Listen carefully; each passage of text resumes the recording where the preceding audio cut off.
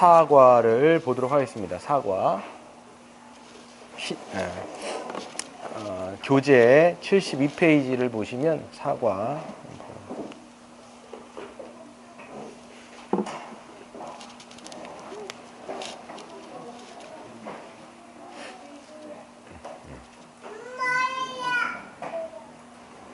오늘은 72페이지서부터 한 강만 오늘은 하도록 하겠습니다. 한 강도 이게 좀 작지가 않아가지고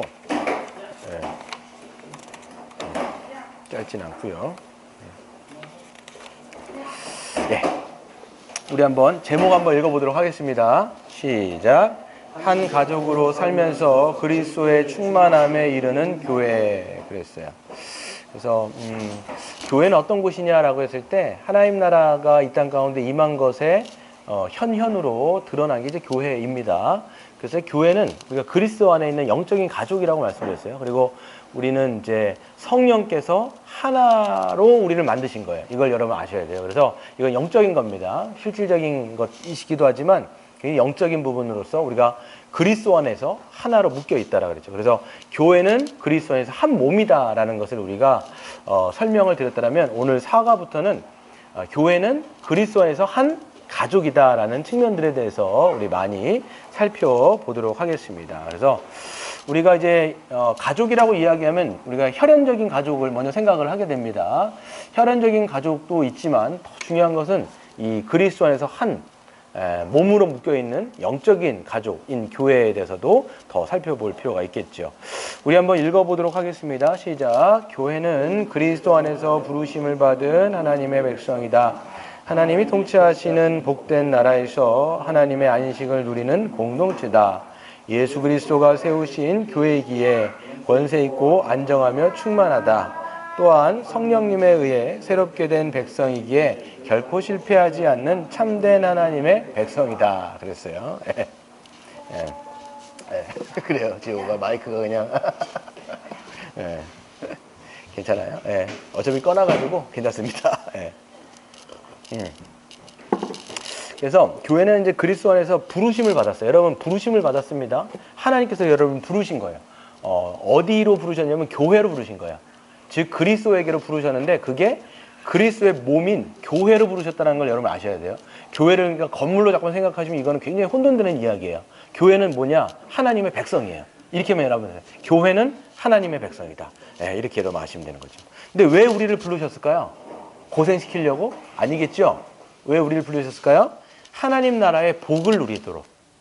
하나님 나라 천국에 들어와서 복을 누리라는 거예요. 그리고 하나님께서 원래 인간들에게 목적하신 게 뭐냐면 참된 안식을 누리도록 하나님께서는 우리를 부르신 거예요. 그래서 여러분들이 교회 안에서 우리가 누려야 되는 건 뭐냐면 이 참된 안식을 여러분들이 실질적으로 누리기를 하나님은 기뻐하십니다. 이걸 여러분들이 잘 아셔야 되겠죠. 그래서 그것을 위해서 부르신 겁니다. 또 한번 읽겠습니다. 시작. 교회는 그리스도 안에서 하나인 특별한 존재다. 더 이상 분열된 개별 공동체적 집합적인 존재로 살아간다. 그렇기에 교회로 부르심을 받은 우리는 성령이 하나 되게 하신 것을 힘써 지켜야 한다. 그러면서 오직 교회의 머리이신 예수 그리스도로부터 오는 모든 것으로 충만하여 서로 사랑하고 섬기며 살아야 한다. 그럴 때 교회는 주님의 것으로 충만히 누린다. 그랬어요. 그래서 교회는 그리스도 안에서 어떤 존재예요? 특별한 존재라고 말씀하고 있어요.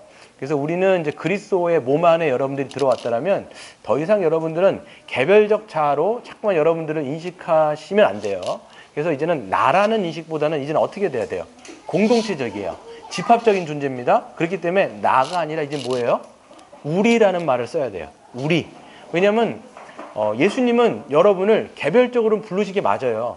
우리를 불렀어요. 개별적으로. 근데 어디로 부르셨냐면 그리스도의 몸 안으로 부르신 거란 말이에요. 근데 거기 안에 들어와 보니까 나 혼자가 아니죠. 거긴 누가 있는 거예요? 내 옆에 있는 지체들이 있다라는 거예요. 그렇기 때문에 이제는 우리를 집합적인 공동체적인 존재로 우리를 불렀기 때문에 여러분은 더 이상 자꾸만 나라는 것보다는 우리라고 잠깐 인식하셔야 돼요. 교회로서 여러분들 자신을 인식하는 것이 굉장히 성경적인 개념으로서는 중요한 것입니다. 그러니까 여러분 그 3과에서 굉장히 강조했던 게 뭐예요? 성령께서 하나 되게 하신 것을 힘써 어떻게 하라는 거예요? 지키라는 거예요. 힘써 지키는 방식이 뭐였습니까? 어떤 방식이었죠? 겸손하고 온유하고 오래 참고 사랑으로 서로 용납하는 거. 그게 여러분 하나 되게 하신 것을 힘써 지키는 방식이에요. 여러분 이게 자동적으로 될까요? 안 될까요? 자동적으로 돼야 안 돼요. 잘 안 돼요. 여러분 이거 훈련 차원이 있습니다. 그래서 이게 막 자동방으로 난 겸손해야지. 그런다고 막 겸손이 막 자동적으로 되어지는 게 아니에요.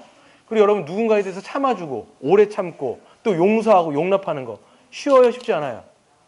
어려워요. 쉽지 않아요, 여러분. 그러니까 여러분 이게 물론 예수 그리스도께서 우리를 하나 되게 하셨지만 믿음의 차원으로 순종해야 될 영역이 있어요.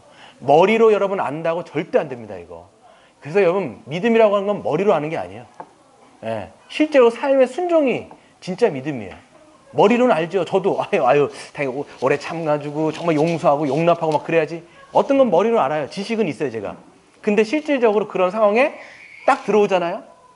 이게 안 된다고요. 막 자동적으로 안 된다고요. 막 섭섭하고 마음속에 막 갈등이 막 있게 되어지고 막 마음속에 막 트러블이 있게 되고 그 다음에 막 이제 원한 같은 거 쌓아놓고 원통함을 풀지 않고 나중에는 폭발해버리고 막 이런 게 인간의 연약함이에요. 그러니까 여러분 이거는 교회 안에서 훈련하셔야 돼요. 이거 막 절대 자동적으로 이루어지는 거 아니니까 여러분 믿음으로 훈련하세요. 그래서 여러분 지식이 아니에요. 지식이 중요하지만 그 지식을 삶으로 믿음으로 살아가는 게 진짜 믿음이에요. 진짜 순종이고. 그래서 교회는 읽겠습니다. 또 시작. 교회는 하나요 한 몸일 뿐 아니라 한 가족이다. 가족은 그 어떤 것보다 결속력이 강한 공동체다. 교회가 한 가족이라고 하는 설명은 교회 구성원이 서로 얼마나 연결되어 있고 서로 의지하며 살아야 할지를 잘 보여준다. 교회가 한 가족이라면 어떻게 살아야 하는가 그랬어요.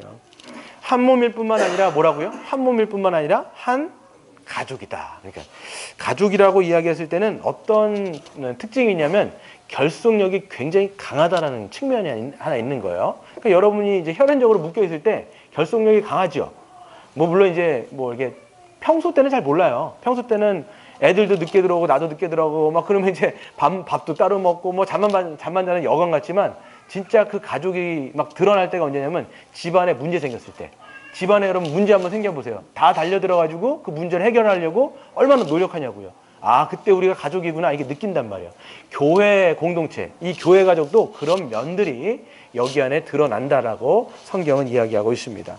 그래서 73페이지 넘어가시면 그 제목 한번 읽겠습니다. 시작. 교회는 한 가족처럼 살아야 한다. 하나님은 우리를 한 가족으로 부르셨기 때문에 가족으로 살아가는 것이 마땅하다 안 하다. 마땅하다 이렇게 되는 겁니다. 사도행전 한번 읽어보겠습니다. 시작. 그 말을 받은 사람들은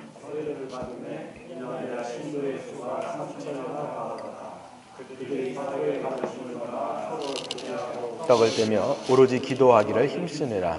사람마다 두려워하는데 사도들로 말미암아 기소와 표적이 많이 나타나니 믿는 사람이 다 함께 있어 모든 물건을 서로 통용하고 또 재산과 소유를 팔아 각 사람의 필요를 따라 나눠주며 날마다 마음을 같이하여 성전에 모이기를 힘쓰고 집에서 떡을 떼며 기쁨과 순전한 마음으로 음식을 먹고 하나님을 찬미하며 온 백성에게 칭송을 받으니 주께서 구원받는 사람을 날마다 더하게 하시니라. 아멘. 그랬어요.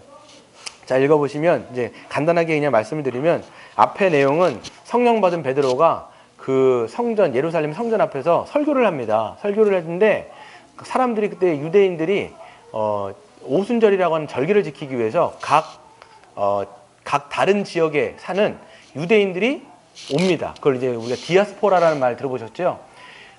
유대인이지만 예루살렘에 살지 않고 각 지역에 흩어져 사는 사람들을 디아스포라라고 얘기하는데 유대인들은 언제 예루살렘에 모이냐면 진짜 중요한 절기 때는 다 모여요.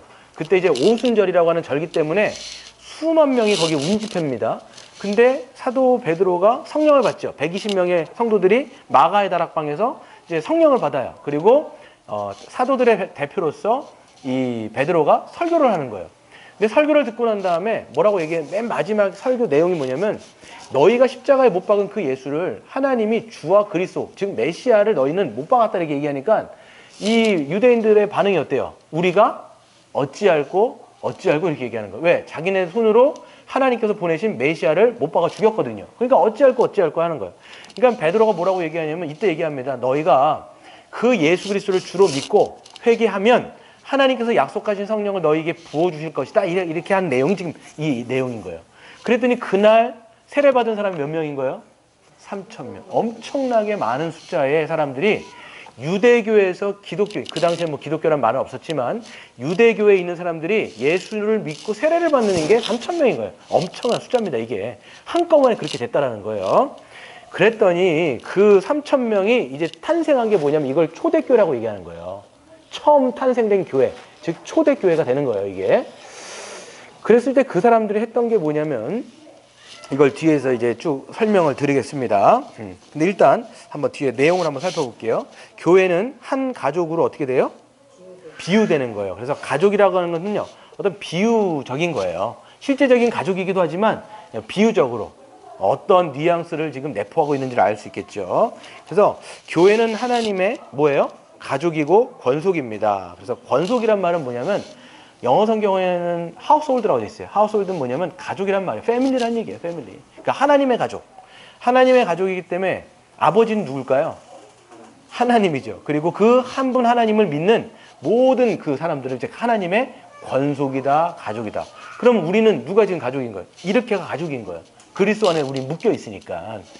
그렇게 되는 거죠. 근데 또 교회는 하나님이 낳으신 뭐라고 되어 있어요? 가족이에요. 그냥 가족이 아니라 하나님이 어떻게 하셨다고요? 낳았다라는 표현을 쓴 거예요. 내가 너를 낳았다 이렇게 얘기할 때 그 탄생과 그 출생을 그 기원을 누구에게 두냐면 하나님으로 둔다라는 거예요. 그러니까 우리는 누구로부터 난 자녀라는 거예요. 하나님으로부터 난 자녀인 거예요. 이게 되게 중요한 거죠. 성경은 종종 성도를 하나님의 자녀라고 칭하고 하나님이 낳으셨다라고도 설명을 합니다. 그래서 요한복음에 보시면 맨 밑에 보시면 13절 이는 혈통으로나 육정으로나 사람의 뜻으로 나지 않고 그러니까 우리의 탄생은 어떤 사람으로부터 태어난 게 아니라 뭐라고 돼 있어요? 오직 하나님께로부터 난 자들이라는 거예요. 단수예요, 복수예요? 단수가 아니라 복수지요. 난 자들. 그러니까 이거는 우리 지금 하나님의 백성들, 권속들, 복수로 지금 되어 있다는 것을 알 수가 있습니다. 야고보서에서도 마찬가지입니다. 밑에 1장 18절에 보시면 그가 그 피조물 중에 우리로 한 첫 열매가 되게 하시려고 자기의 뜻을 따라 진리의 말씀으로 어떻게 했어요? 우리를 낳으셨느니라. 나를 낳았다는 게 성경에서 나란 말 안 쓰죠. 우리라는 말을 쓰는 거예요. 이게 지금 교회를 얘기하는 건 교회 공동체. 우리 전체를 하나님이 태어나게 하셨다라는 겁니다. 3번에 보시면 그래서 교회에서는 서로를 대할 때 우리가 가족이기 때문에 어떻게 대하는 게 마땅해요? 가족으로 대하는 게 마땅하겠죠. 가족을 가족으로 대하는 게 얼마나 마땅합니까? 디모데전서 5장을 한번 읽어볼까요? 시작. 늙은이를 꾸짖지 말고 권하되 아버지에게 하듯 하며 젊은이에게는 형제에게 하듯 하고 늙은 여자에게는 어머니에게 하듯 하며 젊은 여자에게는 온전히 깨끗함으로 자매에게 하듯 하라. 이렇게 돼 있어요. 민 과부를 존대하라 그랬어요. 여기서 우리가 상대하는 사람들, 교회 안에서 상대하는 사람들이 있는데 연령별로 지금 써놓은 거예요. 근데 여기서 보면 늙은이라고 되어 있는데 이게 예전 개혁개정에서 그렇지 남자 어른을 얘기하는 거예요. 이게 장년들 있죠. 우리 뭐 장로님, 우리 집사님들 이렇게 하시는 분들처럼 연령대로 높은 남자 어른들을 얘기하는 거예요. 그러니까 성도들은 서로 이 남자 어른들을 대할 때 어떻게 대하라는 거예요? 누구 대하듯? 아버지 대하듯이에요. 가족은가 가족, 아버지처럼 대하는 거예요. 그러니까 막 젊은 사람들이 막 아버지한테 막 함부로 대하지 않죠? 마찬가지. 교회에서도 마찬가지예요. 정중하게 대하고 존중하게 대하고 그래서 막 함부로 하면 안 됩니다. 막 그래서 어떤 교회에 가보면 목회자가 막 연세가 드신 분한테 함부로 대하는 걸 제가 본 적이 있어요. 자기가 목회자라는 이유로. 절대 그래서는 안 됩니다. 목회자를 할지라도 목회자는 뭐 연령을 무시하는 사람이 아니에요. 교회 안에서 어른들한테는 함부로 하는 게 아니라 아버지께 대하듯 이렇게 하는 거예요. 아버지께 대하듯. 그게 맞겠죠. 모든 그러니까 자기보다 나이가 많으신 어른들한테는 그렇게 대하는 게 맞습니다. 왜? 우리가 가족이기 때문이라는 거예요. 영적인 가족이기 때문에. 또 젊은 남자, 젊은이에게 여기서 젊은이라고 하는 것은 남자 형제를 말하는 거죠. 어떻게 대하라는 거예요? 형제에게 대하듯. 자기가 이제 집안에서 형제를 대할 때처럼 그 사람을 그렇게 대하는 거예요. 왜? 가족이니까. 이렇게 되는 거죠. 또 이제는 어떤 대상이 있어요? 늙은 여자가 돼 있죠. 이게 뉘앙스가 좀 말이 좀 그래요. 여기 보면 이제 나이가 많으신 여자 성도님들을 얘기하는 거예요. 그랬을 때는 누구처럼 대하는 거예요? 어머니에게 하듯. 그러니까 뭐 함부로 할 수가 없는 거예요.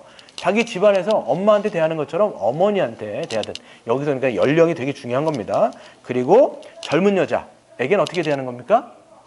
네, 온전히 깨끗함으로 자매에게 하듯하라. 이게 되게 중요해요. 그래서 젊은 여자들 있지 않습니까? 이거 이제 막 스캔들 막 난단 말이에요. 교회 안에서 막 스캔들 나죠?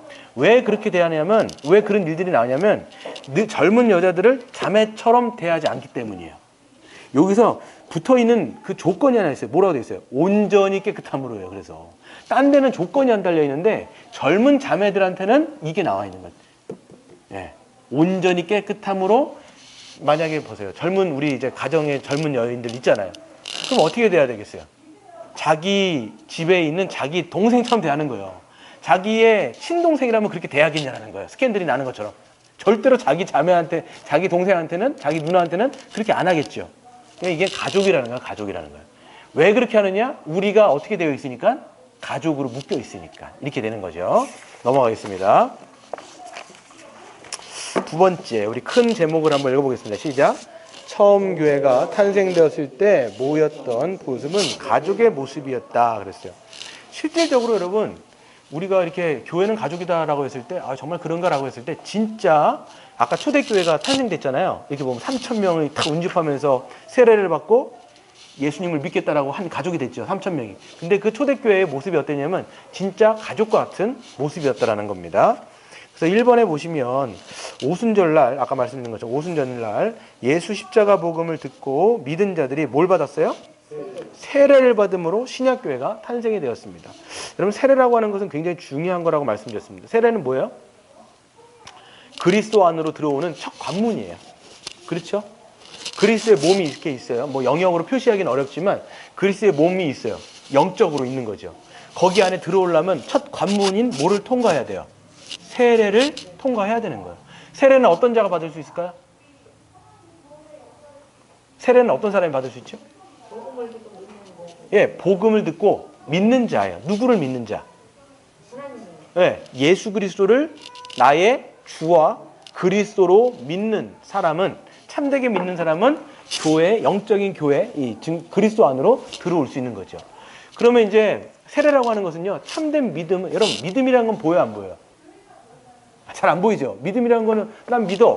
근데 그거를 외적으로 확증하는 그 세러머니가 뭐냐면 세례라는 거예요. 그래서 여러분, 세례는요, 공적으로 줘요? 아니면 그냥 개인적으로 은밀하게 줘요? 공적으로 주는 거예요. 그래서 세례는 뭐냐면 이 사람이 참된 믿음으로 우리 교인이 되었다라는 것을 공적으로 확증하는 그런 세러머니가 바로 세례인 겁니다. 그래서 읽어보세요. 밑에 보시면 복음을 듣고 한번 읽어볼까요? 시작. 복음을 듣고 회개하며 믿으면 성령의 선물을 받는다. 즉 구원을 받고 교회라는 새로운 하나님의 백성이 된다. 이 모든 것의 외적인 표징은 세례다 그런 거죠. 그렇죠? 그 믿음을 외적으로 확증하는 게 뭐예요? 세례라는 거예요. 네, 그래서 중요한 겁니다. 근데 몇 명 받았어요? 처음에? 3,000명. 많이 받아요. 여러분, 그 당시 여러분 유대교회에 있던 사람들이 예수님을 믿는 게요, 이게 쉽지가 않아요. 유대인들은요, 예수를 메시아라고 믿어요, 안 믿어요? 지금도 안 믿죠? 지금도 안 믿어요, 이 사람들은. 그래서 유대인들은요, 메시아가 와야 된다고 생각하는 거예요. 지금까지도 와야 된다고 생각하는 거예요. 그래서 통곡의 벽에서 막 울고 기도하는 게 뭐냐면 메시아를 보내달라는 거예요, 지금.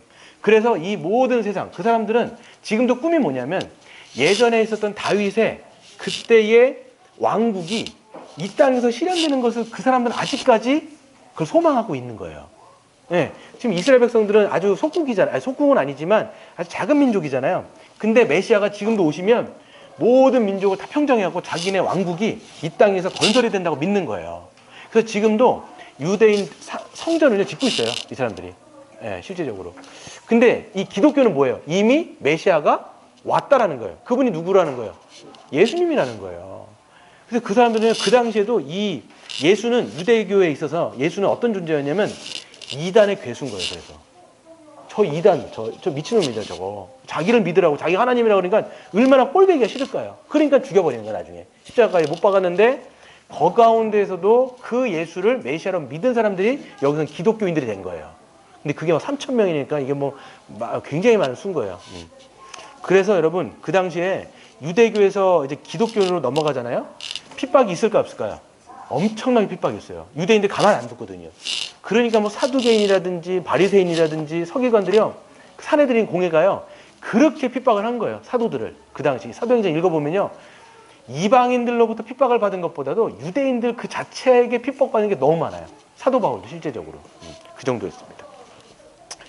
그래서 박스를 한번 읽어보겠습니다. 시작. 세례는 복음을 듣고 회개하며 믿는 자가 성령을 받고 죄 사함을 받은 것을 외적, 공개적으로, 공식적으로 나타내는 표다. 그렇죠. 뭐라고 돼 있어요? 외적, 공개적, 공식적인 거예요, 이게. 그래서 세례라고 하는 건 되게 중요한 겁니다. 그래서 공개적이고 공식적이어야 돼요. 그래서 이 세례 의식을 통해서 교회가 되었다라는 것을 교회에 공포하는 작업이에요, 이게. 예. 이 사람은 우리의 교인이 되었습니다. 교회의 멤버가 되었습니다. 그리스도의 몸이 되었습니다. 이거를 확증적으로 하는 표가 있는 것입니다. 75페이지에 보도록 하겠습니다. 그렇다면 처음 탄생한 교회는 어떤 모습이었을까? 어떤 모습이었을까요? 시작 보시면 처음 탄생한 교회는 4가지 일에 힘썼다. 믿음으로 세례를 받은 성도들은 교회적 삶에 힘을 썼습니다. 그래서 이게 중요한 게 뭐냐면 하나님께서는 우리를 교회적 존재로 부르셨죠. 한 가족으로 부르셨습니다. 한 가족으로서 모여갖고 한 그 4가지 힘썼던 게 뭐냐면, 그래서 사도행전 2장 42절에 굉장히 중요한데 이거 되게 여러 번 여러분에게 한 말씀을 드린 적이 있을 거예요. 한번 같이 읽어보겠습니다. 시작. 그들이 사도의 가르침을 받아 서로 교제하고 떡을 떼며 오로지 기도하기에 힘쓰니라. 여기서 4가지에 힘씁니다. 힘쓰다라는 단어가 동사가 하나밖에 없는 것처럼 보이는데 실질적으로 동사는 이 4가지 명령어에 다 걸리는 거예요. 설명을 좀 드리면 가르침 받기에 힘썼다 이렇게 돼요. 그리고 교제하기에 힘썼다. 그리고 떡을 떼기에 힘썼고 기도하는 데에 힘쓴 거예요.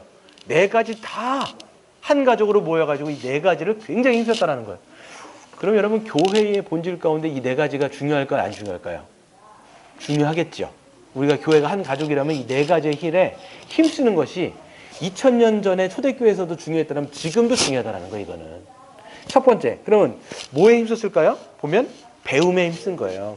사도들의 가르침을 받기를 힘썼다라는 것이죠. 그래서 교회적 삶에서 가장 중요하고 중심되어지는 것이 뭐냐면 사도적인 가르침을 가르치고 배우는 것을 굉장히 중요하게 생각하시는 거예요. 그러니까 여러분 지금도 사도적 가르침을 지금 배우고 계신 거예요. 왜냐하면 성경을 배우고 지금 우리가 복음의 기초라든지 또 뭐 교회론이라든지 이걸 막 배우고 있잖아요. 사도들도 마찬가지였을 거예요. 예수님의 십자가가 무엇인지, 그분의 부활이 무엇인지, 그분으로 말미암아 이 땅 가운데 임한 하나님의 나라가 무엇인지를 계속 가르쳐 준 거예요. 그리고 성도들은 어떻게 했을까요? 계속 배우는 거죠. 배움으로 말미암아 함께 자라가고 함께 거기서 우리가 누리는 것들을 보게 되는 겁니다.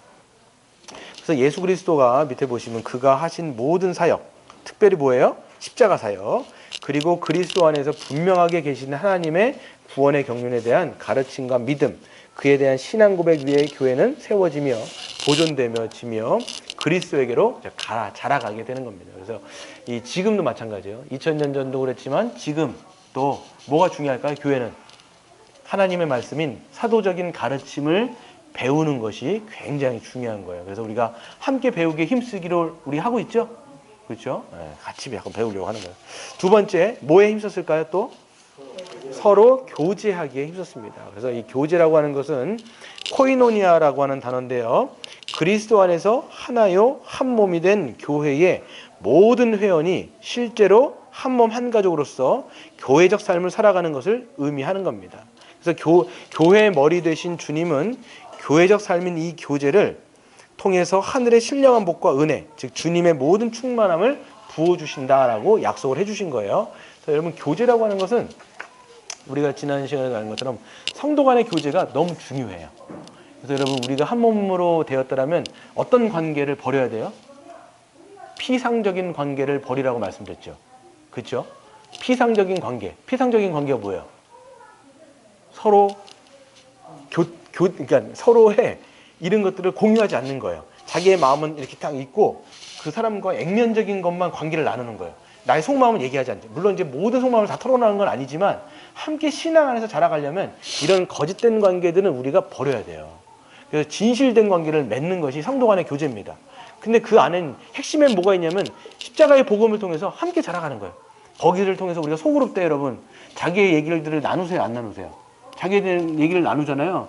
자기 어떻게 되면 약간 부끄러운 이야기도 있고 자기의 연약함들도 같이 나누면서 그리스도 안에서 복음을 같이 듣고 자라가는 측면이 있는 거죠. 성도 간의 교제는 중요할까요, 안 중요할까요? 굉장히 중요합니다. 그래서 이 교제가 점점 없어지잖아요. 교회는 병이 들어요. 우리 몸도 마찬가지예요. 몸에 있어서 여러분 몸이 질병 걸릴 때는 어떤 계통이 문제가 있을 때 가장 큰 병이 드냐면 순환계가 이거 뭡니까? 망가졌을 때 피가 선순환이 잘 안 되면 몸은 질병을 얻는단 말이에요. 마찬가지로 교회도 우리가 함께 묶여 있잖아요. 묶여 있기 때문에 어떻게 돼요?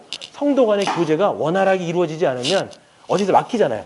막히면 거기서부터 뭐 염증이 생기고 곪기도 하고 그게 곪다가 나중에 터지게 되는 거예요. 이 인간의 몸하고 똑같습니다. 이게 영적인 생태계예요. 이게 영적인 생태계예요. 그래서 우리가 이제 수양회도 가는데 수양회도 왜 갈까요? 우리가 수양회 가는 목적이 뭘까요? 성도 간의 교제. 뭐 좋은 음식도 먹고 그 다음에 함께 좋은 것도 보지만 또 거기서 중요한 게 뭐냐면 서로의 마음을 나누는 거예요. 진실한 마음을 통하면서 자기의 이야기들도 하고 서로 간에 이제 이런 것들도 잘 나누는 관계를 하기 위해서 이런 수양회도 가는 겁니다. 여러분 잘 아셔야 되겠죠. 세 번째 또 뭐 하기 힘썼습니까? 네, 성찬. 떡을 떼기를 힘썼어요. 여기서 떡을 뗀다라고 얘기했을 땐 그냥 우리가 떡 떼는 게 아니라 이건 뭐예요?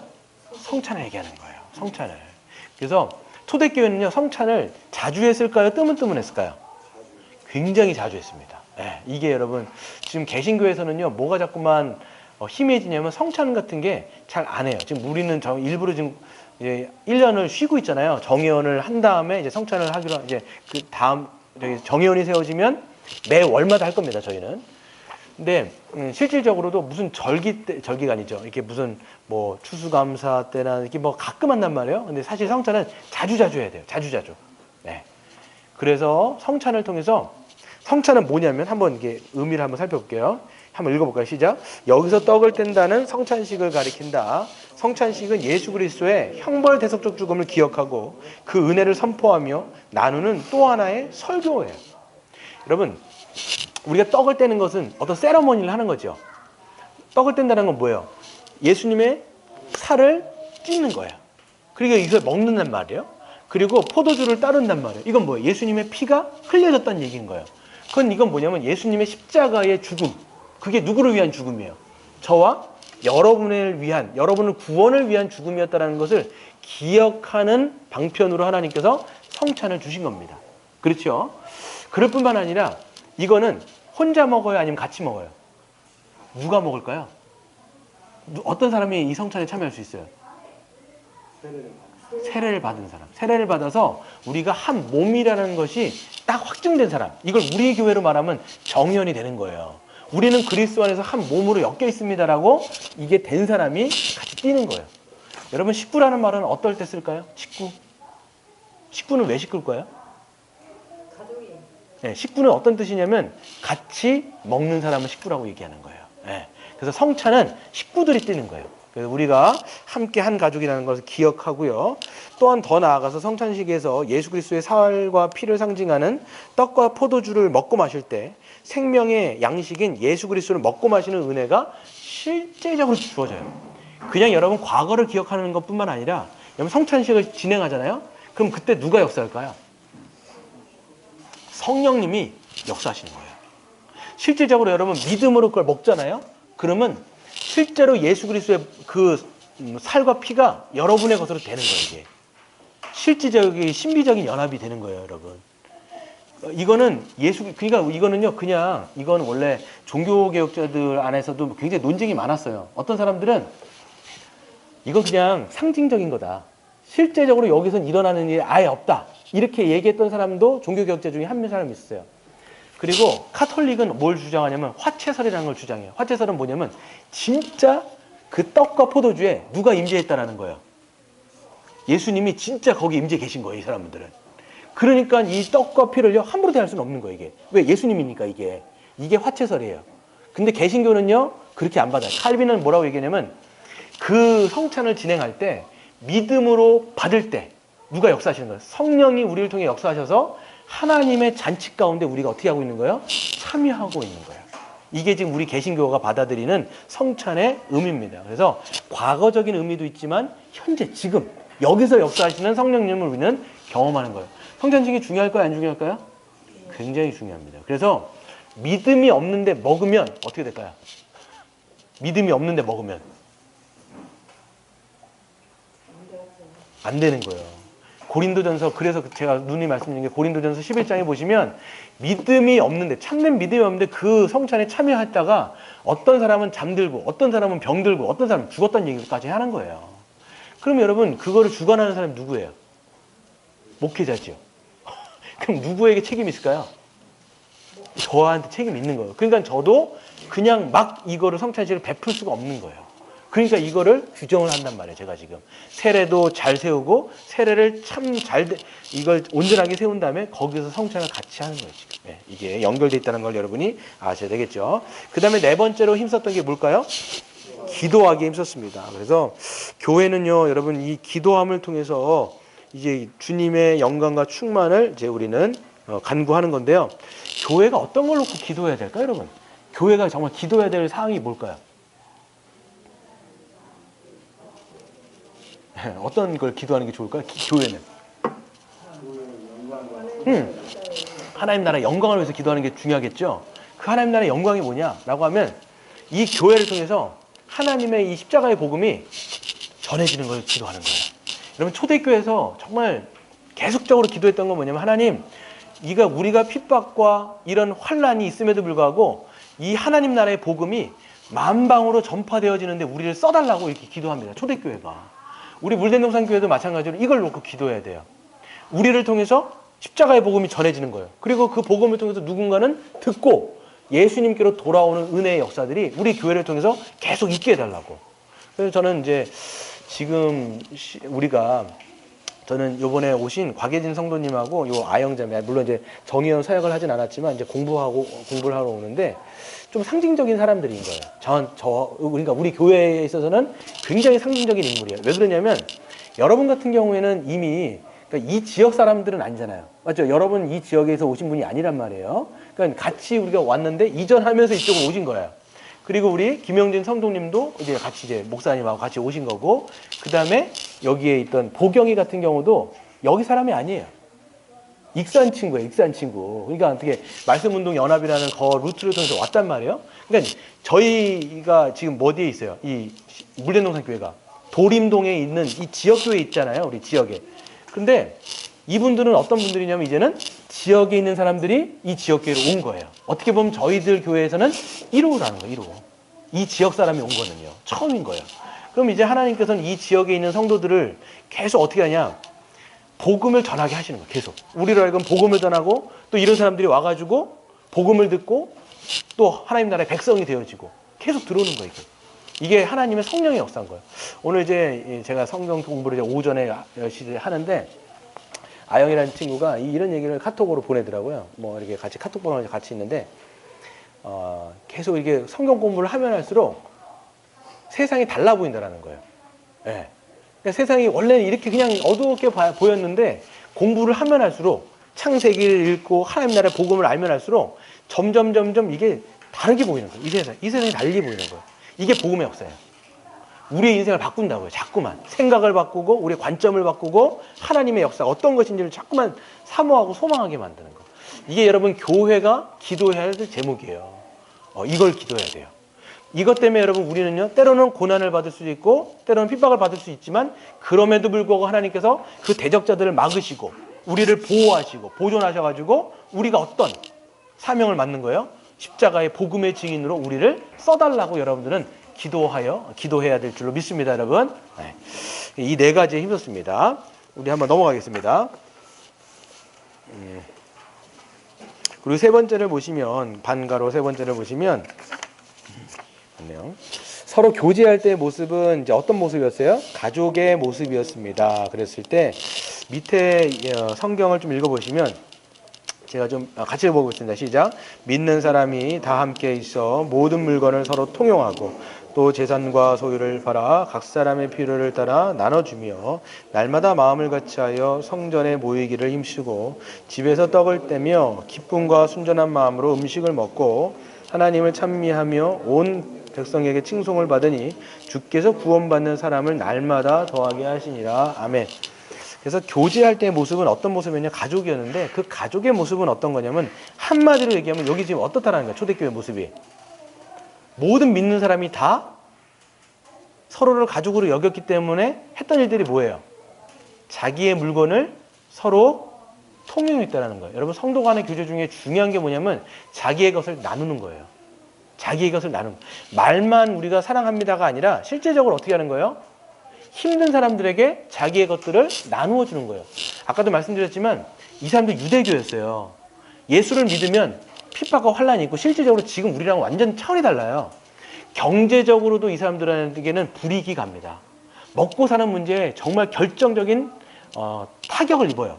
어떤 사람들은요, 그 유대인들은요, 커뮤니티가요, 자기네들 커뮤니티가 똘똘 뭉쳐 있어요, 여러분.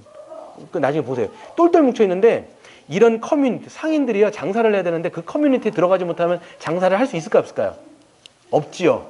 그러니까 이 사람들은, 어떤 사람들은요, 기독교인이 되는 바람에 그 유대인들 커뮤니티 안에 들어갈 수가 없는 거예요. 손해를 엄청 보는 거예요. 그러니까 먹고 사는 문제가 이제 없는 거예요. 먹고 살 수가 없는 거예요. 그런데 누가 거기서 도와주는 거예요? 같은 교회 공동체에서 자기의 물질을 나누어 주는 거예요. 이게. 그게 초대교회의 모습이었다는 거예요. 그래서 한번 보세요. 굵은 글씨 한번 읽어볼까요? 시작. 믿는 사람들이 다 함께 있어 그랬어요. 그래서 믿는 사람들은 뭐냐면 세례를 받고 교회 성도가 된 사람들은 다 함께 있었고요. 가능한 한 함께 모여 있으면서 뭐를 같이 했을까요? 일상적인 삶을 같이 했습니다. 교회는 이렇게 함께 살아가는 가족의 특징을 지녔다는 걸 우리가 할 수가 함께 있어야 돼요. 그래서 뭐 여기서 함께 있었다라고 얘기할 때 모두가 한 곳에서 모여 살았다고 하는 의미는 아닐 거예요. 같은 지역에 살진 않았을 거예요. 뭐 여러분들도 같은 지역에 살진 않으시잖아요. 대부분 뭐 저기 어디입니까? 목동 근처에 다 사시긴 하는데 다 우리가 모여서 한 뭐 신앙촌을 이루는 건 아니잖아요, 여러분. 예. 그럼에도 불구하고 모이기를 힘썼다는 걸 알 수 있고요. 두 번째 또 뭐가 있어요? 시작. 모든 물건을 서로 통용했다라는 겁니다. 그래서 교회가 된 성도들은 다 함께 있었을 뿐만 아니라 모든 물건을 공동으로 사용했습니다. 함께 살았기 때문에 가진 것을 함께 사용하는 것은 당연했고요. 교회가 일상적인 삶을 같이 했다는 사실을 우리가 알 수가 있는 거예요. 그래서 이거는 이게 뭡니까? 공산주의가 아니에요. 그래서 공동의 소유로 막 하자는 건 아니었을 거예요.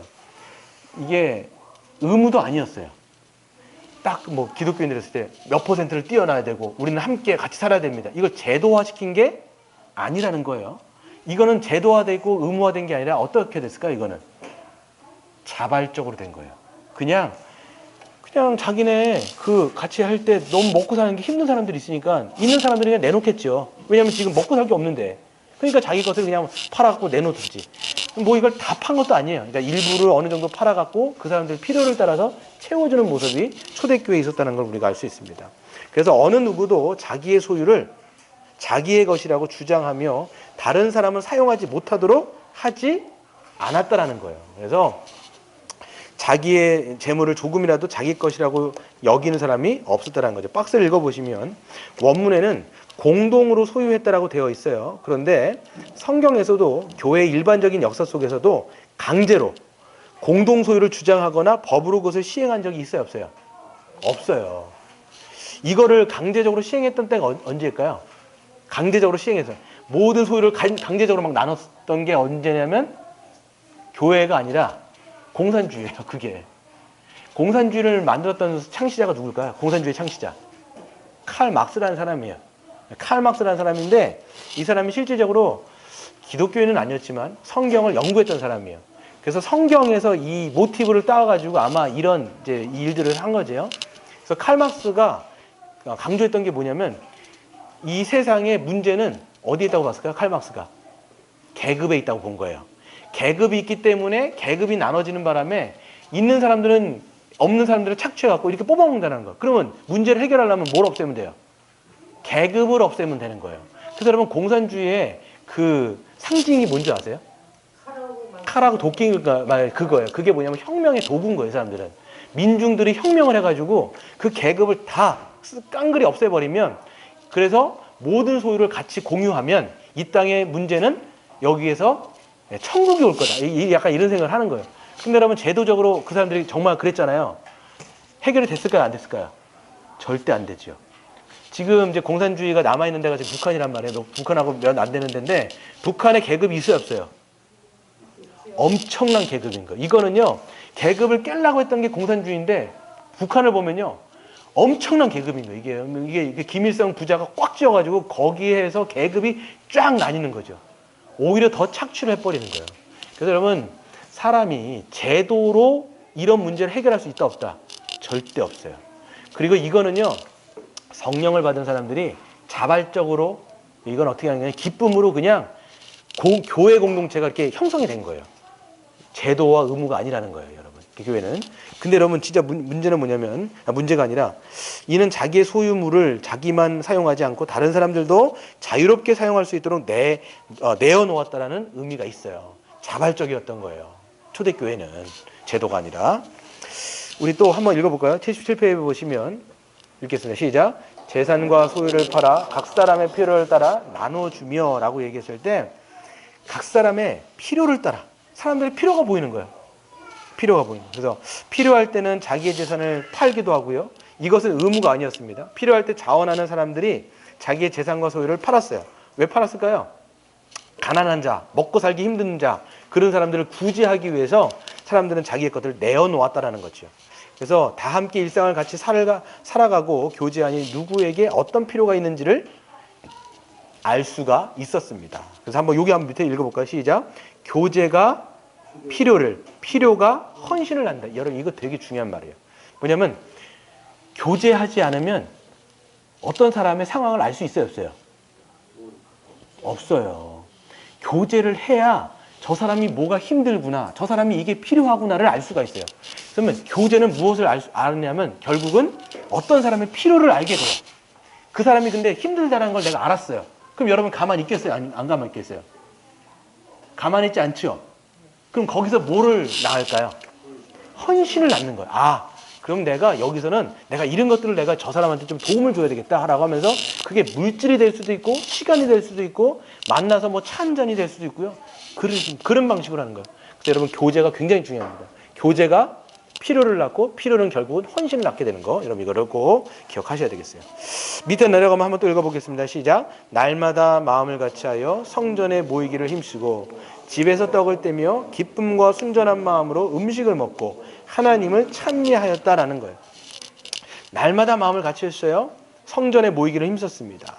그래서 성도들은 날마다 모이기를 힘썼어요. 성전에 모여서 뭐 이렇게 열심히 했을까요? 성도들이 날마다 모여가지고 예배드리고 함께 교제하고 식사 교제하고 뭐 이런 거 하는 거예요, 서로들. 그래서 성전에서 다수가 모였어. 성전에서는 다수가 모였고요. 근데 성전에서만 모이지 않았어요. 그러니까 우리로 말하면 그냥 예배당에서도 모였지만 어떻게도 모였냐면 각 집의 가정집에서도 모였다라는 거예요. 그러니까 우리도 마찬가지예요. 우리가 늘 모이는 거 쉽진 않잖아요. 수요일 날도 모이고 또 금요일 날은 우리 장로님 댁에서도 모이고, 그 다음에 실제로 필요가 있으면 자기의 가정을 오픈해서 가정에서도 그냥 모여가지고 함께 두런두런 이야기도 하면서 하는 거예요. 그래서 여러분, 우리가 가정에 초대하는 게 굉장히 중요한 문화인 것이죠. 또 한번 밑에 읽어보겠습니다. 시작. 다수가 모일 수 있는 성전에서는 유대인들이 흔히 그러하듯이 기도하거나 사도들의 가르침을 받았을 거예요. 그래서 집에서 모였을 때는 세 가지를 했습니다. 뭘 했어요? 떡을 떼고 기쁨과 순전한 마음으로 음식을 먹으며 하나님을 찬미하는 것. 요 세 가지예요. 성경에 보니까 가르침을 계속 받는 거예요. 말씀을 묵상하는 걸 너무나 즐겨했겠죠. 그리고 같이 떡을 떼어요. 이거는 이제 성찬식은 아니었어요. 애찬식이에요. 함께 우리가 식사 교제하는 거 있잖아요. 그것도 하면서 그 다음에 하나님을 찬양하는 모습, 이런 것들을 우리가 하는 것이죠. 그래서 교회가요, 해야 되는 게 뭐냐면 이 애찬식 있잖아요. 같이 식사하는 거 되게 중요해요. 이 애찬식을 지금 말하면 우리 주일날 하는 뭐예요? 식사 교제가 애찬식이에요. 지금으로 말하면. 성찬식은 우리가 이제 매달 하게 되어 있을 것이 성찬식인데, 뿐만 아니라 여러분 가정들도 많이 오픈하시고 사람들도 초대해가지고 같이 이렇게 교류하는 문화들을 우리가 만드는 게 이제 좋겠다, 이런 생각이 듭니다. 넘어가겠습니다.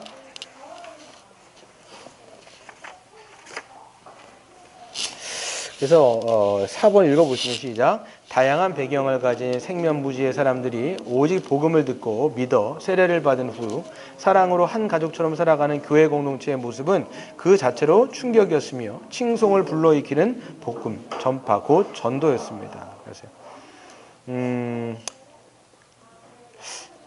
초대교회가 생겼을 때 믿지 않는 사람들도 있었잖아요. 믿지 않는 사람들이 믿는 사람들을 저 교회를 보면서 어떻게 했다는 거예요, 지금?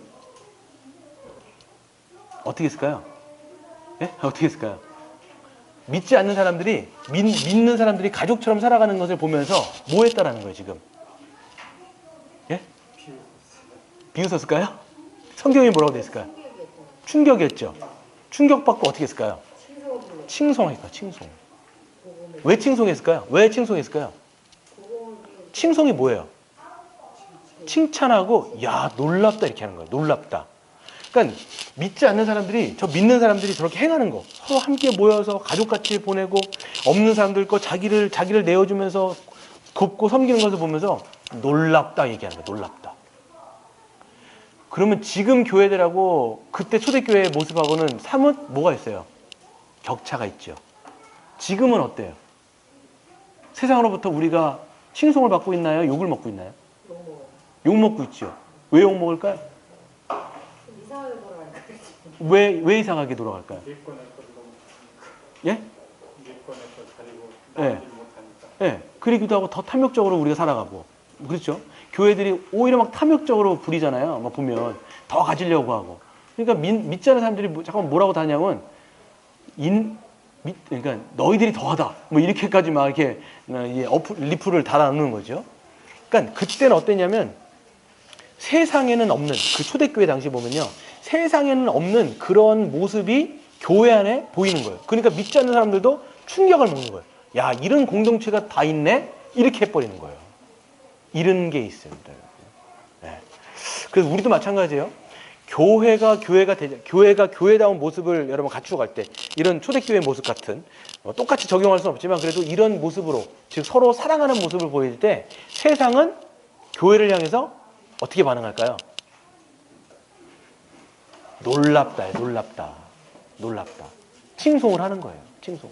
물론 어떤 사람들은요, 비웃겠죠. 왜냐면 자기들이 그렇게 못 사니까. 근데 대부분의 세상 사람들은 뭐냐면 여기 안에서 천국이 일어나는 것을 보게 되는 거예요. 여러분, 예수님께서 교회를 뭐라고 얘기하세요? 너희는 세상의 빛이다. 세상의 소금이다라는 거예요. 그래서 세상 가운데 이게 빛이 딱 드러나는 거예요. 교회가 세상 안에서 빛으로, 다 어둠인데 세상에서 빛으로 딱 드러나는 거예요. 그 빛으로서의 모습은 뭐냐면 이런 서로 사랑하는 관계로서의 삶을 보이면 세상은요, 놀랍다라고 얘기하는 거예요. 놀랍다. 어떻게 저렇게 사람들이 살아갈까? 이렇게 보는 거예요. 그럼 여러분, 우리가 교회가 어떤 방향으로 나아가야 될지 알겠죠? 예. 네. 아시겠죠? 예. 네. 그래서 보시면 두려움, 한번 우리 강 집사님 한번 읽어볼까요? 시작. 사람마다 두려워하는데 초대교회의 모습은 이 세상에서는 볼 수 없는 것이기에 사람들에게 두려움을 불러일으켰다. 이 두려움은 교회 밖의 사람들뿐 아니라 교회 안의 사람들에게도 해당되는 두려움이었다. 교회는 하나님이 역사하시는 장소요, 영역. 그죠. 이 사람들이 자기들이 막 하려고 의지가 한 게 아니라 성령께서 임하시니까 하나님에 대한 경외가 생기는 거예요. 하나님의 경외가 생기니까 하나님에 대한 그 믿음으로 순종하는, 그 순종의 모습이 뭐냐면 서로 막 사랑하는 관계로 되는 거예요. 그러다 보니까 세상도 그 하나님에 대한 경외가 생기는 거예요. 이 경외라는 게 굉장히 중요합니다. 이게 뭐의 역사냐면 성령이 이곳 가운데 계시다라는 그 역사의 증거인 거예요. 그러니까 세상 사람들이 이것을 교회를 통해서 보는 거예요. 네. 그래서 박스를 보시면 사람들의 두려움은 사도들의 기적과 표적 때문이기도 했는데요. 사도들의 기적과 표적은요, 예수님이 주와 그리스도이심을 나타내는 표적이었고요. 그리고 사람들은 이 표적으로 복음을 믿어 교회가 되었어요. 그리고 교회를 통해서 기사와 표적이 나타났습니다. 교회를 통해서 예수님이 참으로 구원자이시며 교회의 머리가 되시는 주님이라는 사실이 드러났기 때문입니다. 그래서 사람들은 그 머리 되신 주님의 말씀에 순종하면서 순종하는 모습이 뭐였어요? 서로 사랑하고 자기 것을 내어주는 그런 모습으로 보였더니 모든 사람들이 하나님을 경외했다라는 게 역사의 증거입니다. 우리 또 우리 여집사님 한번 읽어볼까요? 칭송. 온 백성의 칭송을 받으니 초대교회의 모습은 사람들의 칭송을 불러일으켰다. 박스도 한번 읽어보실까요? 초대교회가 살아가는 모습은 누구나 이상적인 세상으로 꿈꾸던 것이었다. 서로 하나됨을 힘써 지키고 함께 살아가며 가진 것을 통용하고 필요에 따라서 자신의 소유를 나눠주는 공동체는 이 세상에 한 번도 존재한 적이 없는 유토피아였다. 자기 사랑이나 세상 정욕과 염려를 버리고 자신의 것을 나눌 뿐만 아니라 거룩하게 행하며 하나님을 찬미하는 모습은 그것을 본 모든 사람들에게 칭송을 불러일으켰다. 그렇죠. 사람들의 반응 뭐였다고요? 칭송이요, 칭송. 칭찬하고 어떻게 보면 그 사람을 찬송한 거예요. 와, 이게 대단하다. 이거였는데 왜 그랬냐면 초대교회가 살아가는 모습은 누구나 꿈꾸는 어떤 사회였어요, 이게. 이런 모습이 원래 어떤 사회라고 얘기하는 거예요? 유토피아라고 얘기하는 거예요. 그러니까 공산주의도요, 뭘 꿈꾼 거였어요? 유토피아를 꿈꾼 거예요. 유토피아가 뭐예요? 모든 사람들이 함께 다 잘 사는 거거든요. 근데 그게 지금 어디에서 실현된 거예요? 교회에서 실현된 거예요. 근데 여러분, 유토피아라는 뜻이 뭔지 아세요? 유토피아의 뜻이 뭘까요? 유토피아. 유토피아라는 뜻이 뭘까요? 여러분, 우리가, 유토피아란 말 여러분 아시죠? 들어보셨죠? 근데 유토피아란 원래 뜻이 뭐냐면 우노, 토피아. 이게 뭐냐면 우노는 없다란 뜻이에요. No place. 그런 장소는 없다라는 게 유토피아예요. 그러니까 우리가 꿈꾸는 이상적인 세상은 이 땅에 있다라는 건 없다라는 거예요. No place. 없다라는 거예요. 근데 그게 지금 나타나는데 그게 어디를 통해서 드러난 거예요? 교회를 통해서 드러난 거예요. 그러니까 사람들이 세상에는 전혀 볼 수 없었던 교회 공동체에서 그 이상적인 모습이 드러나니까 그거를 보고 칭송했다라는 거예요. 여러분, 이 초대교회의 역사가 여러분 역사적으로 진짜일까요? 아니면 지어낸 이야기일까요? 진짜인 거예요. 진짜. 하나님이. 제가 먼저 기회로 3,000명이라고 그랬는데 그때는 여자 숫자를 안 세웠거든요. 그렇죠. 그 굉장히 많았죠. 나중에 또 5,000명이라고 돼 있는데 어마어마한 굉장히 지금으로 보면 메가 처치였을 거예요. 근데 이 사람들이 이렇게 확 모인 게 아니라 각 개인 가정에서도 모이고 엄청나게 모여가고 신앙생활 하는 거예요. 신앙 공동체를 이루는 거죠. 그 사람들이. 근데 그때 이제 장이 누구였냐면 베드로가 장인 거예요. 사도들의 장이었을 뿐만 아니라 제자의 이거였거든요. 지금으로 말하면 총회장이에요. 베드로 선생님이. 그리고 또 뭐 했냐면, 그러니까 세 번째 전도. 우리 김영재 선생님 한번 읽어볼까요? 전도. 그때는 구원받은 사람을 날마다 통하게 하십니다. 그리고 이렇게 놀라운 교회의 초월적 모습을 사람들은 칭송하며 또한 믿고 구원을 받았다. 그렇죠. 그랬을 때 하나님께서 그런 모습을 통해서 전도가 어떻게 보면 그냥 됐어요. 왜냐하면 사람들은 복음을 들을 뿐만 아니라 그들의 삶 자체가 뭐였을까요? 그들의 삶의 모습 자체가 뭐였을까요? 복음인 거예요, 이게. 여러분, 복음이란 건 기쁜 소식이죠. 우리는 근데 복음을 전하자라고 얘기하면 말로만 전하는 줄 아시죠? 근데 말뿐만 아니라 그게 능력으로 살아가는 모습 자체가 복음인 거예요. 그 교회로서의 삶의 모습 자체가 어떤 거냐면 세상에서는 볼 수 없는 모습이잖아요. 그러니까 이들의 삶의 모습 자체가 복음이었다는 거예요. 그러니까 여러분 이렇게 하셔야 돼요. 복음을 전하자라고 얘기할 수도 있지만 누군가에게 교회로 와서 우리가 살아가는 것을 통해서 뭘 보여줄 수가 있어요? 복음이 무엇인지를 우리의 삶으로 보여주는 거예요. 그러니까 여러분 교회 되려면 이 말로도 있지만 우리의 삶 자체가 뭐가 돼야 돼요? 복음이 되셔야 되는 거예요. 그 삶의 내용이 뭐예요? 삶의 내용 핵심, 복음적인 삶의 핵심이 뭐예요? 초대교회 같은 사랑의 삶이라는 거예요, 지금 이게. 근데 여러분 보시면 우리가 생각할 때 누군가 이렇게 전도하려고 그랬을 때 야, 우리 교회 좀 한번 와라. 이렇게 하려고 했을 때 어떤 분들은 막 걸리는 사람도 있어요. 아, 그래. 우리 교회 와도 별 볼 일 없고 아 정말 우리 교회 와도 나만 고생하면 되지 쟤까지 우리 교회에 와갖고 고생시킬 필요가 있나 이렇게 하면 이미 교회의 모습이 복음이 아니라는 거예요 이게. 제가 그런 사람들 많이 봤거든요. 보면 자기네 교회에서 막 싸우고 있어요. 그러면 자기 누군가에게 전도하려고 해도 야 우리 교회 한번 와봐. 그러면 복음에 대해서 들을 수 있고 볼 수 있어 라고 얘기하기가 어때요? 껄끄러운 거예요. 자기도 지금 그 교회에서 지금 고생 직살나게 하고 있고 자기도 지금 지옥인데 와갖고 누구를 와갖고 여기다 박아놓고 싶겠냐고요. 자기도 지금 떠나고 싶어 할 판인데.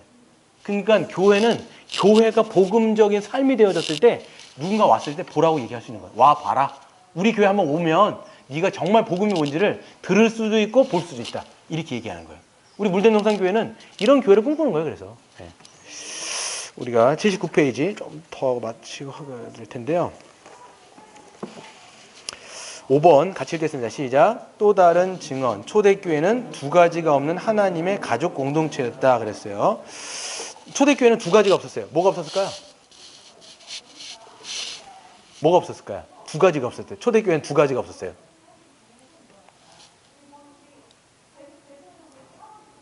뭐가 없었을까요? 두 가지가 없었대요.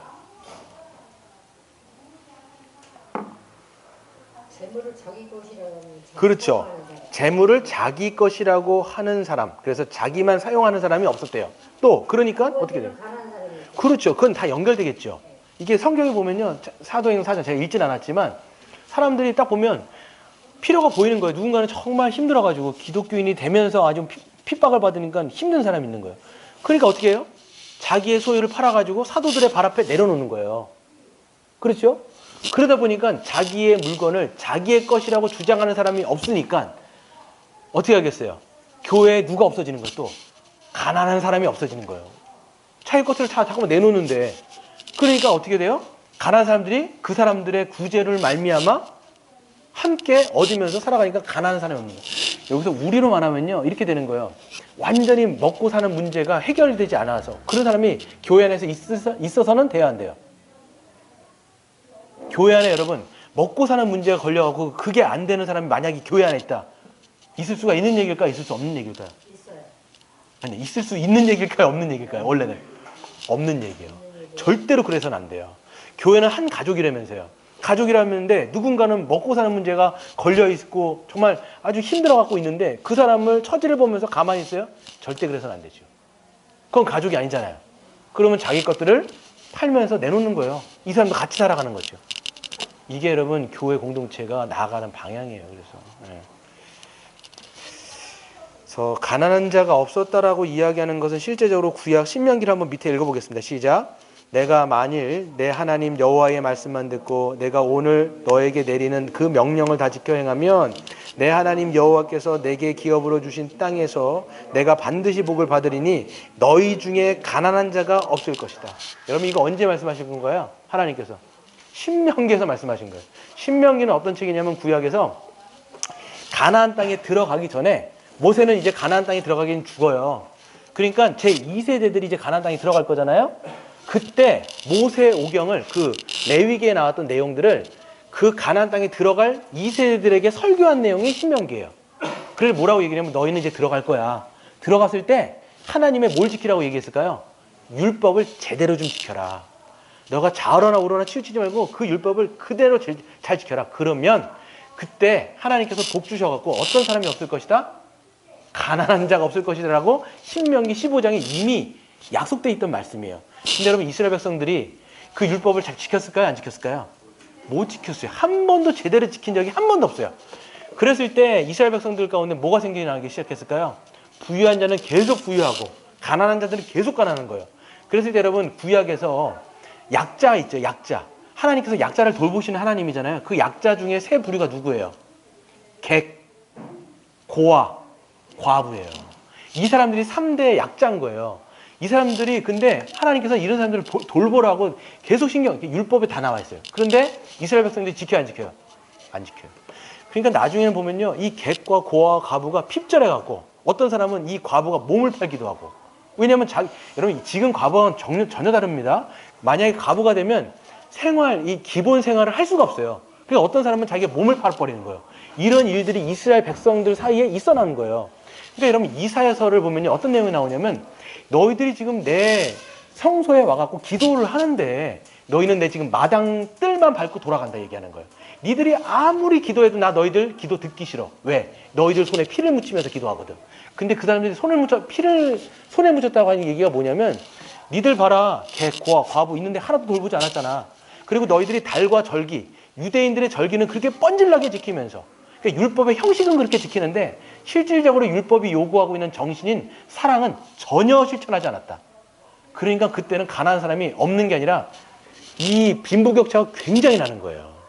여러분 이스라엘 백성은요 지금의 교회입니다. 교회 안에서 그런 게 확 벌어지니까 누가 죽어도 누가 힘들어서 못 살아도 전혀 생각을 안 해준 거예요.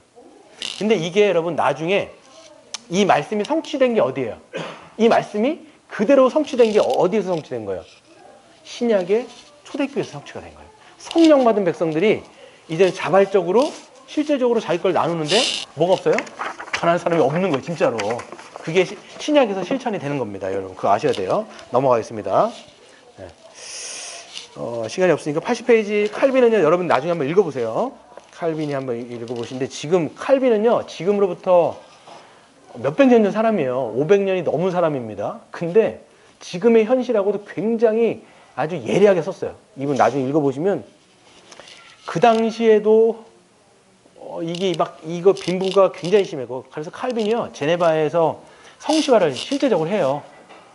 교회를 세울 때 나중에 설교했던 거 대부분이 뭐냐면 이 인간의 탐욕에 대해서 굉장히 신랄한 비판을 많이 합니다. 네, 교회 안에서도. 3번 나중에 한번 읽어보세요. 3번 시작 읽어보겠습니다. 지금까지 설명한 가족으로서의 교회로 살아갈 때 참된 믿음에요. 참된 교회라고 할 수 있다. 네, 이게 중요합니다. 여기까지만 하고 오늘 마칠 텐데요. 교회로 진짜 우리가 가족으로 살아갈 때 참된 믿음이 드러나는 것이고 그런 교회가 참된 뭐예요? 교회예요. 그래서 하나님은 오순절날 처음 탄생한 교회를 통해서 하나님이 이 세상에 세우시려고 했던 하나님 나라의 모습을 초대교회를 통해서 보여주신 거예요. 그래서 이것은 초기에 잠깐 나타났던 예외적인 현상이 아닙니다. 주님이 세우신 모든 교회, 새언약 백성은 다 이런 모습이어야 한다라고 여러분 생각하셔야 돼요. 그러니까 우리는 어떤 생각을 좀 갖고 있냐면 초대교회는 초대교회다 이렇게 생각하는 거예요. 이거 너무 과하지 않느냐. 역사에서 그런 일들이 있긴 있었지만 그때 잠깐 그런 일이 있었던 것이지 이런 게 보편적으로 교회의 모습이라고 말할 수는 없다라는 뉘앙스로 자꾸만 이제 이야기를 많이 하는데 만약에 하나님 그랬다면 초대교회의 모습을 우리에게 보여주실 필요가 없잖아요. 근데 초대교회의 모습은 뭐냐면 참된 이 땅 가운데 교회가 어떤 모습으로 살아가야 되는지 큰 방향을 보여주고요. 목적을 지금 보여주고 있다는 사실을 여러분 초대교회를 통해서 읽어내셔야 돼요. 이거 아셔야 돼요. 그래서 박스를 한번 읽어볼까요? 시작. 이 말씀과 증언을 그대로 받자 이때에 창조적으로 적용하되 이 말씀에서 말하고자 하는 바를 무용지물로 만들어서는 안 된다. 이게 뭐냐면 물론 그거를 똑같이 적용할 수는 없어요. 그러니까 우리 물건 다 팔고 막 이렇게 하는 게 아니에요. 근데 지금 초대교회가 보여주는 어떤 메시지는 여러분 이해가 가시죠? 어떤 게 교회라는 건 여러분 그 뉘앙스는 아시겠죠? 우리가 크게 흘러가야 되는 방향은 초대교회에서 읽어야 돼요. 그러니까 그 내용 자체를 자꾸 무용지물로 만드시면 안 돼요. 그건 그때 얘기고 지금은 달라. 이렇게 말하는 순간 교회는 수준이 굉장히 낮아져 버리는 거예요. 여러분 자꾸만 왜 교회가 수준이 자꾸만 낮아지는 줄 아십니까? 이런 기준을 자꾸만 낮춰버리는 거예요. 계속 사람이 이건 제 얘기가 아니라 고 옥하는 목사님이 말씀하신 건데 뭐냐면 교회가 자꾸만 그 지향점의 기준을 자꾸만 낮춘다라는 거예요. 그 지향점을 자꾸만 낮추다 보니까 교회도 뭐 사람 사는 데다 다 똑같은 데시지. 이렇게 하는 순간 교회가 그러니까 초대교회에서 보여주었던 그런 내용들이 다 수준이 떨어지는 거예요, 여러분. 그렇게 살아가는 건 불가능해. 이건 다 여러분 다 누구가 얘기하는 거냐면 사단의 속임수예요. 실제적으로 말하면. 두 번째 보세요. 현실적으로 이런 교회가 가능한가? 교회가 참으로 하나인 가족이라면 정말 가능하다라고 여러분들 믿으셔야 돼요? 안 믿으셔야 돼요? 믿어야 돼요. 이걸 믿으라는 거예요, 지금 여러분이. 예? 그래서 성경을 믿는다라고 얘기했을 때 우리는 자꾸만 뭘 자꾸 믿으시려고 하냐면 여러분 보시면 여러분의 경험을 자꾸만 믿어요. 그리고 여러분의 현실, 지금 눈에 보이는 현실을 자꾸만 받아들이는 경향이 있어요. 교회도 뭐 다 지금 현실을 봐. 누가 그렇게 살아. 잠깐만 이건 그러면 여러분 결국은 뭘 부정하시는 거냐면 성경을 부정하시는 거예요. 그럼 여러분 여기에 있는 사도행전이라든지 구약이라든지 신약은 어떻게 해야 돼요? 이거 다 어떻게 해야 돼요? 찢어버려야 돼요. 사실 말하면 이거 구라친 거 아니에요? 우리한테는 구라치는 거 아니에요? 아유 이런 뻥 같은 얘기를 그렇게 써놔가지고 진짜 이건 다 찢어버려야 돼. 다 찢어버려야 돼. 근데 그게 아니라 하나님의 말씀이 진짜라면 이게 여러분 성경이 진짜라면 이걸 믿는 거예요. 그럼 우리가 믿는다면 어떻게 돼요? 삶은 그렇지 않더라도 어디를 기준점으로 여러분들이 나가려고 하셔야 될까요? 이게 기준이 되시는 거예요. 이게 기준인 거예요. 이게 되게 중요한 문제예요. 그래서 어떻게 살아가느냐의 문제는 다 믿음의 영역이 있어요. 믿음에. 그래서 성경의 진리를 부정하게 만드는 현실은 다 사단의 속임수고 음모입니다. 가장 현실적인 것이 바로 성경적이라는 것을 여러분들이 다 아셔야 되겠습니다. 81페이지 넘어가겠습니다. 그래서 세 번째 읽어볼까요? 시작. 가진 소유를 함께 나누는 것은 가족됨의 대표적인 증거입니다. 그래서 형제를 미워하는 것 자체가 어둠 속에 있는 것의 증거예요. 요한일서 2장 9절부터 11절에 읽어보시면 그래서 형제를 미워하는 것 자체, 그래서 형제를 우리가 사랑하게 되는데 빛에 있다라고 얘기하는 것은 형제를 사랑하는 거예요. 어둠 가운데 있다는 건 뭐냐면 실제적으로 형제를 미워하는 거예요. 그건 자기가 난 구원받았어 이렇게 이야기하지만 계속 미워하는 마음 가운데 계속 있다. 그럼 자기는 어디 있는 거예요? 어둠에 있다라고 얘기까지 하는 거예요. 근데 형제를 사랑하는 것은 결국은 뭐예요? 그게 요한일서 3장 17절 한번 읽어볼까요? 시작. 누가 이 세상의 재물을 가지고 형제의 궁핍함을 보고도 도와줄 마음을 담으면 하나님의 사랑이 어찌 그 속에 거하겠느냐라는 거예요. 그래서 여기서 원래 그 앞에 구절이 뭐냐면 3장 16절에 보면 너희가 말과 혀로만 사랑하지 말고 행함과 진실함으로 사랑하라 라고 얘기한 다음에 바로 어떤 구절이 나오냐면 이런 물질에 대한 문제가 나오는 거예요. 실질적인 문제가 있는데 그거를 도와주지 않고 말만 한다면 그게 진짜 사랑이냐 이렇게까지 이야기하는 게 성경인 것이죠. 그래서 우리가 나누는 거 여러분 잘 하셔야 돼요. 나누는 거. 그때 막 이렇게 억지로 하라는 게 아니라 성령께서 주시는 마음들이 있어요. 교제를 하다 보면 우리가 성도 간에 깊은 교제를 하다 보면 저 사람의 필요가 있어요. 필요가 이것을 내가 채워줘야 되겠다. 이런 마음이 있는 거예요. 근데 저는 좀 이거를 좀 제도로 어떤 부분이냐면 실제적으로 이런 게 있어요. 어떤 사람에게 도와주려고 하잖아요. 그럼 내가 직접 이 사람한테 갖다 주는 거야. 내가 너 좀 힘드니까 너 도와줄게. 이게 더 줘요. 그러면 어떤 관계가 형성되냐면 인간이 이게 좀 연약해갖고 갑과 을의 관계가 형성이 돼요. 여러분 잘 생각해 보세요. 그럼 나는 항상 도와준, 나는 갑이고 넌 을이에요. 이렇게 돼버려요. 그러니까 교회가 이런 걸 좀 잘해주려면 제가 생각할 때는 행정상으로 교회를 통해서 그 사람에게 가게 하는 게 전 좋아요. 이걸 우리가 목적 헌금 같은 거 있거든요. 보면 이제 어떻게 해요?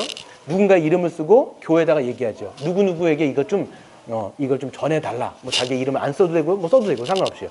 그럼 이제 교회는 그거를 그 사람에게 전달해 주는 거예요. 네.